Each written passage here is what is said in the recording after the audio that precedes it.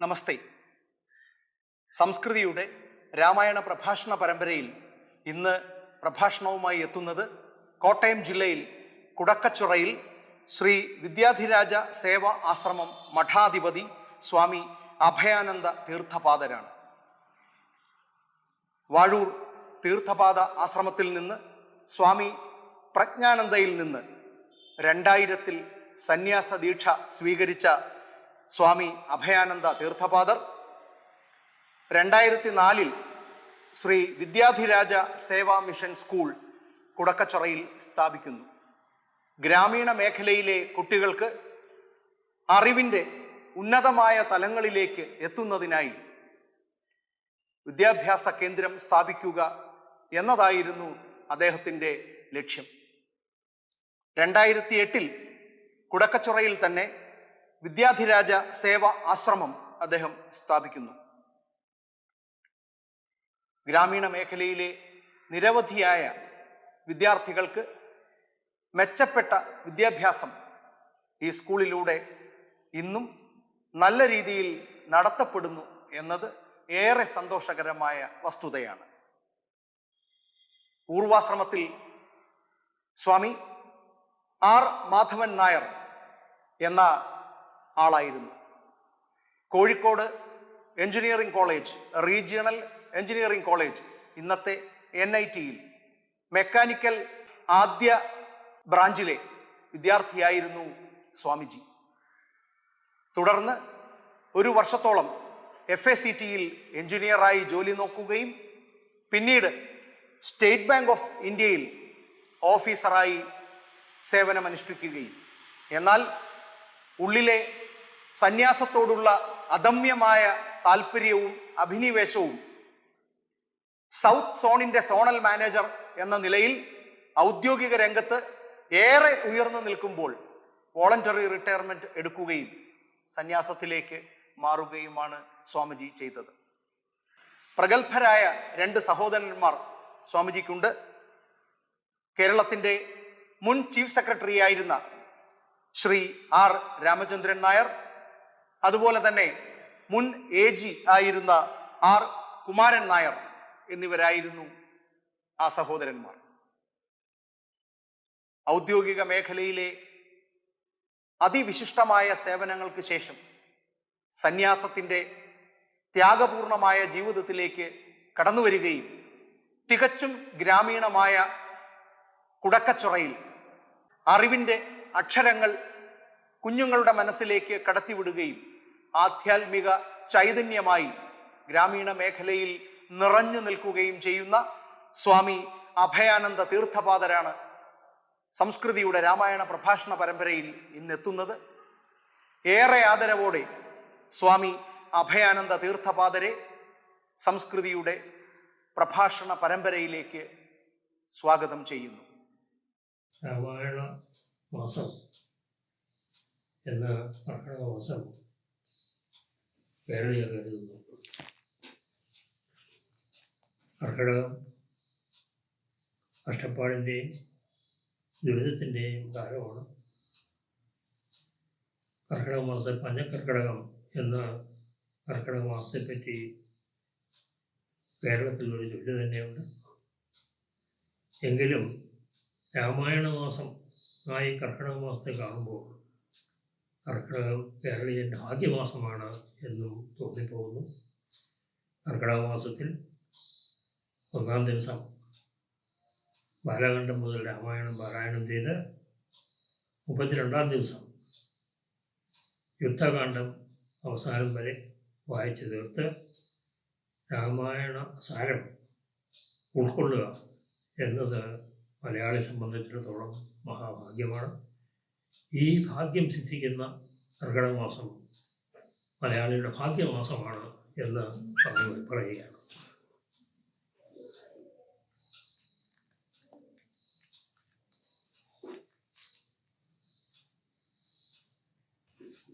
രാമായണം ഓരോ ഭാരതീയൻ്റെയും മൂല്യബോധത്തെ രൂപപ്പെടുത്തുന്നതിൽ ഏറ്റവും വലിയ പങ്ക് വഹിച്ചിട്ടുള്ള ആത്മീയ ഗ്രന്ഥമാണ്.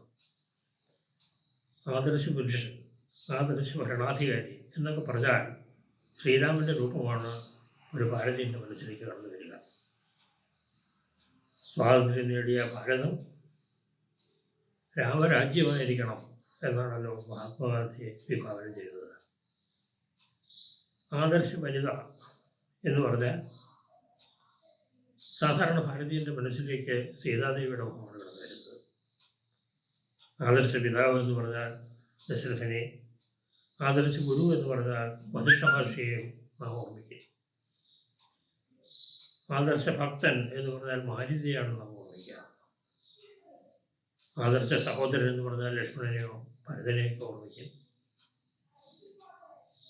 ആദർശ ജീവിതത്തെപ്പറ്റി ചിന്തിക്കുമ്പോൾ ഭാരതീയൻ്റെ മനസ്സിൽ രാമായണം നമ്മുടെ മുന്നിൽ വയ്ക്കുന്ന ഒരു മഹത്തായ തത്വം, രാമോ വിഗ്രഹവാൻ ധർമ്മ എന്ന ആ സ്മരണം, അത് നമ്മുടെ മനസ്സിലേക്ക് കടന്നു വരുന്നു. രാമായണത്തെപ്പറ്റി ചിന്തിച്ചാൽ രാമൻ അവതാരമെടുക്കുന്നത്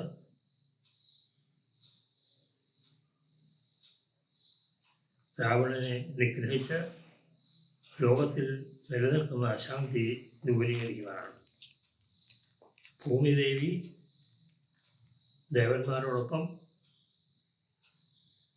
ബ്രഹ്മാവിനെ സമീപിച്ച്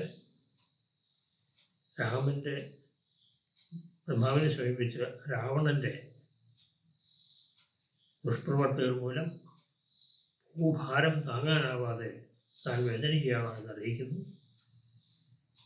ബ്രഹ്മാവ് തുടർന്ന് ദേവന്മാരോടും ഭൂമിദേവയോടൊപ്പം ശ്രീ പരമേശ്വരൻ്റെ മുന്നിലെത്തുന്നു. ശ്രീ പരമേശ്വരനും ദേവസമൂഹത്തോടൊപ്പം ബ്രഹ്മാവിനോടൊപ്പം പാലാഴിയിലെത്തി മഹാവിഷ്ണുവിൻ്റെ സന്നിധിയിലെത്തുന്നു. മഹാവിഷ്ണു രാവണൻ മനുഷ്യനാൽ മാത്രം വധ്യനാണ് എന്ന സത്യം കണക്കിലെടുത്ത് മനുഷ്യരൂപത്തിൽ താൻ ഭൂമിയിൽ അവതരിക്കാമെന്നും അങ്ങനെ രാവണനെ നിഗ്രഹിച്ച് രാക്ഷസരുടെ ദുഷ്ടപ്രവർത്തികളിൽ നിന്നും ഭാരതത്തെ രക്ഷിക്കാം, ജനങ്ങളെ രക്ഷിക്കാം, ഭൂമിയെ രക്ഷിക്കാം എന്ന് വാഗ്ദാനം ചെയ്യുന്നു. ഒപ്പം താൻ മനുഷ്യരൂപം സ്വീകരിച്ച് ഭൂമിയിലെത്തുമ്പോൾ ദേവന്മാർ കുരങ്ങന്മാരുടെ രൂപത്തിൽ വനങ്ങളിലെത്തണം, അവർ തൻ്റെ ധർമ്മനിർവഹണത്തിൽ തന്നെ സഹായിക്കണം എന്നും കൽപ്പിക്കുന്നു. അപ്രകാരം മനുഷ്യരൂപമെടുത്ത മഹാവിഷ്ണു ശ്രീരാമനായി അവതരിക്കുന്നു. ശ്രീരാമൻ്റെ സഹോദരങ്ങളായി ലക്ഷ്മണനും ഭരതനും ശത്രുഘ്നനും വാസ്തവത്തിൽ അവർ വിഷ്ണുവിൻ്റെ കയ്യിലുള്ള ഓരോ ഭാവങ്ങൾ മാത്രമാണ് പ്രകടമാക്കുന്നത്.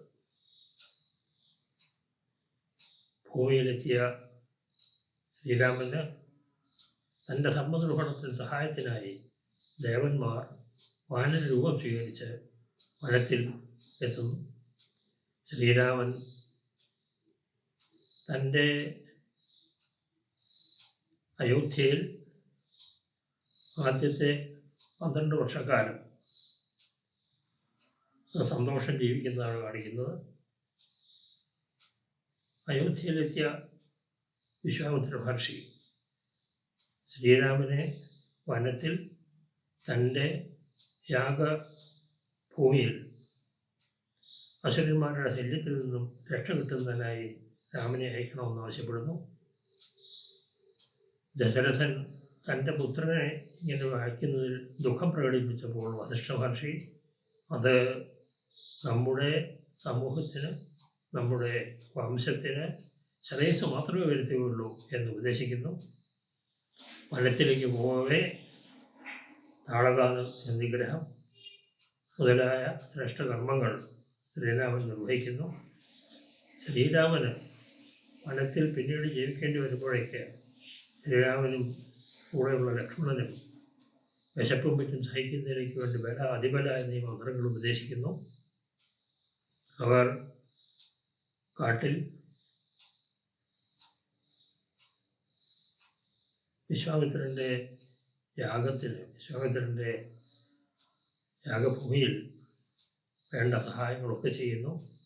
അവിടെ എതിർക്കാൻ വരുന്ന മാരീചൻ, സുബാഹു മുതലായ അസുരന്മാരെ സുബാഹുവിനെ നിഗ്രഹിക്കുന്നു. മാരീചൻ ഓടി രക്ഷപ്പെടാൻ അവസാനം തന്നെ രക്ഷിക്കണമെന്ന് അപേക്ഷിച്ചപ്പോൾ ജീവൻ അപഹരിക്കാതെ വിട്ടുകളയുന്നു. ഇതിന് ശേഷം മിഥിലയിൽ സീതാദേവിയെ കാണുന്ന ആവശ്യത്തിലേക്കായി വിശ്വാമിത്ര മഹർഷി തന്നെ ശ്രീരാമനെയും ലക്ഷ്മണനെയും മിഥിലയിലേക്ക് കൂട്ടിക്കൊണ്ടുപോകുന്നു. അവിടെ സീതയുടെ പരിഗ്രഹിക്കുന്നതിലേക്ക് വേണ്ടി ശ്രീ പരമേശ്വരൻ്റെ വില്ല് മിഥിലയിൽ വെച്ചിട്ടുള്ളത് ഉലയ്ക്കുവാൻ ആവശ്യപ്പെടുന്നു. വില്ല് ഉലയ്ക്കവേ വില്ല് മുറിഞ്ഞു പോവുകയും സീതാദേവി അതിൽ അങ്ങേയറ്റം സന്തോഷിക്കുകയും ചെയ്യുന്നു. സീതാ വിവാഹത്തിനെ പറ്റി ദശരഥ മഹാരാജാവിനെ അറിയിക്കുവാൻ അയോധ്യയിലേക്ക് ആളുകളെ അയക്കുന്നു. അവിടെ നിന്നും ദശരഥനും പരിവാരങ്ങളും മിഥിലയിലെത്തുന്നു. സീതയുടെ പാണിഗ്രഹണം അതിമംഗളമായി സംഭവിക്കുന്നു. അതിനുശേഷം അയോധ്യയിലേക്ക് മടങ്ങവേ മാർഗമധ്യേ ഭാർഗവരാമൻ ശ്രീരാമനെ വെല്ലുവിളിക്കുന്നു. തൻ്റെ ഗുരുവായ ശ്രീപരമേശ്വരൻ്റെ വില്ല് മുറിച്ച നീ എൻ്റെ കയ്യിലുള്ള വൈഷ്ണവമായ ഈ വില്ല് പ്രയോഗിക്കാൻ പ്രാപ്തനാണോ എന്ന് വെല്ലുവിളിക്കുമ്പോൾ അനായാസം പരശുരാമൻ്റെ ആ വില്ലുപയോഗിച്ച് അസ്ത്രം പ്രയോഗിക്കുന്നത് എന്തിലേക്കായിരിക്കണം മാർഗദർശനം നൽകണം എന്നാവശ്യപ്പെട്ടപ്പോൾ താൻ ഇതുവരെ നേടിയ തപസ്സ മുതലായവയിലേക്ക് തന്നെ അത് പ്രയോഗിച്ചു കൊള്ളുക, ഞാൻ വീണ്ടും ബാക്കി തപസ്സിന് മനസ്സിലേക്ക് പോവുകയാണ് എന്ന് പറഞ്ഞ് ശ്രീരാമനെ അനുഗ്രഹിക്കുകയും തൻ്റെ തപസ്സിൻ്റെ ഫലം മുഴുവൻ ശ്രീരാമനിലേക്ക് പ്രചരിപ്പിക്കുകയുമാണ് ഭാർഗവരാമൻ ചെയ്യുന്നത്. പിന്നീട് 12 വർഷം സീതയോടൊപ്പം അയോധ്യയിൽ സസന്തോഷം കഴിയവേ ശ്രീരാമൻ്റെ യുവരാജാവായുള്ള പട്ടാഭിഷേകത്തെപ്പറ്റി വൃദ്ധനായ ദശരഥൻ തീരുമാനിക്കുന്നു. എന്നാൽ അഭിഷേക ദിനത്തിന് മുമ്പ് ശ്രീരാമൻ്റെ മുന്നിൽ പ്രത്യക്ഷനാകുന്ന നാരദ മഹർഷി അങ്ങ് ഈ അഭിഷേകത്തിന് നിന്ന് കൊടുക്കുകയും തുടർന്ന് രാജ്യഭരണത്തിന് സന്നദ്ധനാകുകയും ചെയ്താൽ അങ്ങയുടെ അവതാര ലക്ഷ്യമായ രാവണനെ വധിക്കുക, ഭൂഭാരം തീർക്കുക മുതലായ അങ്ങയുടെ ലക്ഷ്യങ്ങൾ സാധിക്കാതെ പോവുകയില്ലേ എന്ന് ചോദിച്ചപ്പോൾ ഞാൻ നാളെ തന്നെ വനത്തിലേക്ക് പോവുകയാണ്. അവിടെ രാക്ഷസ നിഗ്രഹം, രാവണ നിഗ്രഹം എന്നിവ തീർച്ചയായിട്ടും ഞാൻ നിർവഹിച്ചു കൊള്ളാം. എൻ്റെ അവതാര ലക്ഷ്യം ഒരു നിമിഷം പോലും ഞാൻ മറക്കുകയില്ല എന്ന വാക്ക് നൽകുകയാണ്. തുടർന്ന് വിച്ഛിന്നാഭിഷേകം സംഭവിക്കുന്നു. കൈകേയി രാമനെ രാജാവായി അഭിഷേകം ചെയ്യുന്നതിന് തടസ്സം നിൽക്കുന്നു. വാസ്തവത്തിൽ കൈകേയിക്ക് ശ്രീരാമനോട് ഏറ്റവും സ്നേഹം മാത്രമേ ഉണ്ടായിരുന്നുള്ളൂ. മന്ധരയുടെ ദുരുപദേശം കൈകേയി സ്വീകരിച്ചു എന്ന് പറയുന്നു. വാസ്തവത്തിൽ മന്ധരയുടെയും കൈകേയിയുടെയും നാവിൽ സരസ്വതി ദേവി വിളയാടിക്കൊണ്ട് അവരെ കൊണ്ട് ഇതെല്ലാം പറയിപ്പിക്കുക മാത്രമാണ് ഉണ്ടായത്. സരസ്വതി ദേവി അപ്രകാരം ചെയ്തത്, ദേവകൾ അപ്രകാരം പെരുമാറിയത് ശ്രീരാമൻ്റെ അവതാര ലക്ഷ്യം സാധിക്കുന്നതിന് തടസ്സങ്ങൾ നീക്കിക്കിട്ടുവാൻ മാത്രമായിട്ടായിരുന്നു. ശ്രീരാമനും സീതയും വനത്തിലേക്ക് പോകുന്നു. വനത്തിലെത്തി ആദ്യത്തെ 12 വർഷം അയോധ്യയിൽ സസന്തോഷം കഴിഞ്ഞിരുന്നവർ വനത്തിൽ 13 വർഷം യാതൊരുവിധ സൗകര്യങ്ങളുമില്ലാതെ എല്ലാ കഷ്ടപ്പാടുകളുടെയും നടുക്കിൽ യാതൊരു ദുഃഖവും പ്രകടിപ്പിക്കാതെ പരമസന്തോഷത്തോടെ കഴിയുന്നു. 14-ാം വർഷത്തിൽ, വനത്തിലെ 14-ാം വർഷത്തിൽ രാമരാവണ യുദ്ധം, ആ ഘോരമായ യുദ്ധം, ആ അന്തരീക്ഷത്തിൽ സീതയ്ക്ക് കഴിയേണ്ടി വരുന്നു. അശോകവനികയിൽ ദുഃഖിതയായി കഴിയുന്ന സീതയെ നാം കാണുന്നുണ്ട്. എന്നാൽ അശോകവനികയിലെത്തുന്ന ഹനുമാൻ ഒരു ഘട്ടത്തിൽ ദേവിയെ ഞാൻ എൻ്റെ ശിരസിലേറ്റി നേരെ രാമൻ്റെ സന്നിധിയിൽ എത്തിച്ചോളാം എന്ന് പറഞ്ഞപ്പോൾ സീതാദേവി അത് സമ്മതിച്ചില്ല. അപ്രകാരം ചെയ്താൽ തൻ്റെ ഭർത്താവിന് അത് അപമാനമായി പോവുകയുള്ളൂ, അത് ആവശ്യമില്ല എന്നാണ് സീതാദേവി പറഞ്ഞത്. വാസ്തവത്തിൽ സീതാദേവിയുടെ ദുഃഖപ്രകടനം, സീതാദേവിയുടെ വിയോഗത്താൽ ശ്രീരാമൻ പ്രകടിപ്പിക്കുന്ന ദുഃഖം, ഇതെല്ലാം അവരുടെ അവതാര ലീലയുടെ ഭാഗം മാത്രമാണ് എന്ന് നമുക്ക് വ്യക്തമായി കാണാവുന്നതാണ്. തൻ്റെ അവതാരം ഭൂഭാരം തീർക്കുക എന്നതിൽ, രാക്ഷസ നിഗ്രഹം സാധിച്ചുകൊണ്ട് ഭൂഭാരം തീർക്കുക എന്നതിൽ തന്നെ കേന്ദ്രീകൃതമാണ് എന്ന് ശ്രീരാമൻ എപ്പോഴും ബോധമുണ്ടായിരുന്നു. സീതയ്ക്കും ശ്രീരാമൻ്റെ ഈ ധർമ്മനിർവഹണത്തിൽ തൻ്റെ പങ്ക് ഏറ്റവും ശ്രേഷ്ഠമായ രീതിയിൽ നിർവഹിക്കണം എന്ന നിർബന്ധം തന്നെയാണ് പൂർണ്ണമായും എപ്പോഴും ഉണ്ടായിരുന്നത്. യുദ്ധശേഷം ഏവരും അയോധ്യയിലേക്ക് മടങ്ങുന്നു.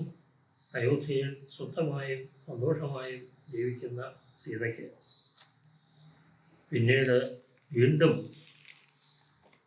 വനത്തിലേക്ക് തന്നെ പോകേണ്ടതായിട്ട് വന്നിരുന്നു. ശ്രീരാമൻ സീതയെ ഉപേക്ഷിക്കുന്ന ഘട്ടം വരുന്നു. സീതയ്ക്കെതിരെ അപവാദ പ്രചരണവും മറ്റും വന്നപ്പോൾ സീതയെ ഉപേക്ഷിക്കുന്ന ഘട്ടം വരുന്നുണ്ട്. ലക്ഷ്മണനെയാണ് ആ ഭാരം ശ്രീരാമൻ ഏൽപ്പിച്ചത്. ലക്ഷ്മണൻ സീതയെ കാട്ടിൽ ഉപേക്ഷിക്കുന്നു.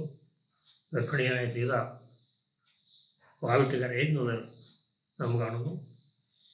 എന്നാൽ പിന്നീട് വാൽമീകി മഹർഷിയുടെ ആശ്രമത്തിലേക്ക് സീത നീങ്ങുകയും അവിടെ തൻ്റെ കുട്ടികളായ ലവകുശന്മാരോടൊപ്പം വാൽമീകിയുടെ ആശ്രമത്തിൽ കഴിയുകയും ചെയ്യുന്നു. പിന്നീട് ശ്രീരാമൻ തൻ്റെ അശ്വമേധയാഗം നടത്തുമ്പോൾ സീതാദേവിയെ ആ യാഗത്തിൽ പങ്കെടുക്കുന്നതിനായി അങ്ങോട്ട് ക്ഷണിക്കുന്നു. സീതാദേവി ലവകുശന്മാരോടും വാൽമീകി മഹർഷിയോടുമൊപ്പം ആശ്രമത്തിൽ യാഗസ്ഥലത്ത് എത്തിച്ചേരുന്നു. അവിടെ തൻ്റെ നിരപരാധിത്വം പ്രസ്താവിക്കുവാൻ സീതയ്ക്ക് അവസരം ലഭിക്കുമ്പോൾ സീത അതിനൊന്നും മുതിരുന്നില്ല.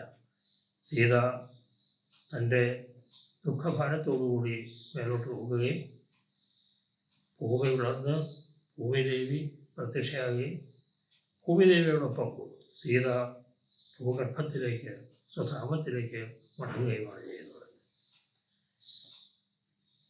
രാമായണത്തിൽ സ്വധർമ്മ നിർവഹണം എന്നതിന് അതിയായ പ്രാധാന്യം ശ്രീരാമനും സീതയും ലക്ഷ്മണനും ഭരത ശത്രുഘ്നന്മാരും അതുപോലെ മാരുതിയും എല്ലാം പ്രകടമാക്കുന്നത് നമുക്ക് കാണാം.